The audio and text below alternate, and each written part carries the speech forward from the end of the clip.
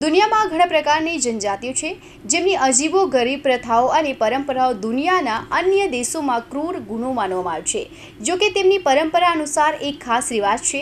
આજે અમે તમને એક એવી ખતરનાક જનજાતિ વિશે જણાવવા જઈ રહ્યા છીએ જ્યાં લોકો પોતાની દીકરીઓના શરીરના અંગ કાપી નાખે છે. ઇથોપિયાની ઓમો ઘાટીમાં સ્થાયી થયેલ મુર્સી જાતિ તેની ઉગ્ર અને અનોખી પરંપરાઓ માટે જાણીતી છે. લગભગ 10,000ની વસ્તી ધરાવતી આ જનજાતિ 2,000 વર્ગ કિલોમીટરના વિસ્તારમાં રહે છે. આ લોકો ખેતી અને પશુપાલન પર આધાર રાખે છે, જ્યાં ગાય તેમની સમૃદ્ધિનું પ્રતીક છે.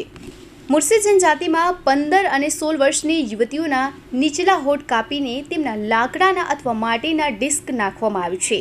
આ ડિસ્કનું કદ ધીમે ધીમે વધારવામાં આવે છે, જે 12 સેન્ટીમીટર સુધીનું હોઈ શકે છે. આ પ્રથાને સુંદરતાનું પ્રતીક માનવામાં આવે છે, પરંતુ તેનો ઇતિહાસ ગુલામીથી સુરક્ષા સાથે જોડાયેલો છે. 19મી સદીમાં મુર્સી મહિલાઓને ગુલામ વેપારીઓથી બચાવવા માટે પોતાનો હોઠ કાપવા અને દાંત તોડવાનું શરૂ કર્યું હતું. આનાથી તેઓ કદરૂપા દેખાતા હતા અને જાતીય શોષણથી બચી ગઈ હતી. સમય જતાં આ પ્રથા તેમની સંસ્કૃતિનો એક ભાગ બની ગઈ છે અને હવે તેની સામાજિક દરજ્જા સાથે જોડવામાં આવી છે. મુર્સી સમાજમાં રિવર્સ દહેજની પરંપરા છે, જ્યાં વરરાજા કન્યાના પરિવારને 20થી 40 ગાયો અને એક રાઇફલ આપે છે. મોટા લીપ પ્લેટ ધરાવતી યુવતીઓને વધુ દહેજ મળે છે.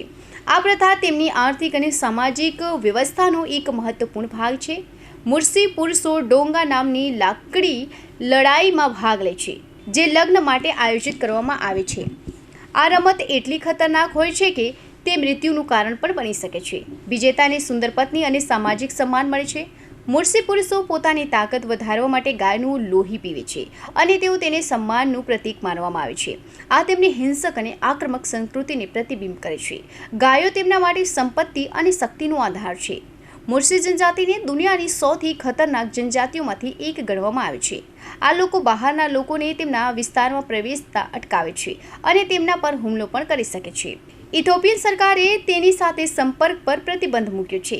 લીપલેટ પ્રથા હવે એક મુખ્ય પ્રવાસી આકર્ષણ બની ગઈ છે.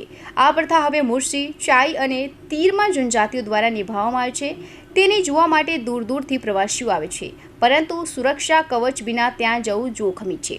મુર્સી જનજાતિ આધુનિક સભ્યતાથી લગભગ અલગ થઈ ગઈ છે અને તેની પ્રાચીન પરંપરાઓનું ચુસ્તપણે પાલન કરે છે. આ લોકો બાહ્ય હસ્તક્ષેપને ખતરો માને છે. તેમની સંસ્કૃતિ સદીઓ જૂની માન્યતાઓ પર આધારિત છે.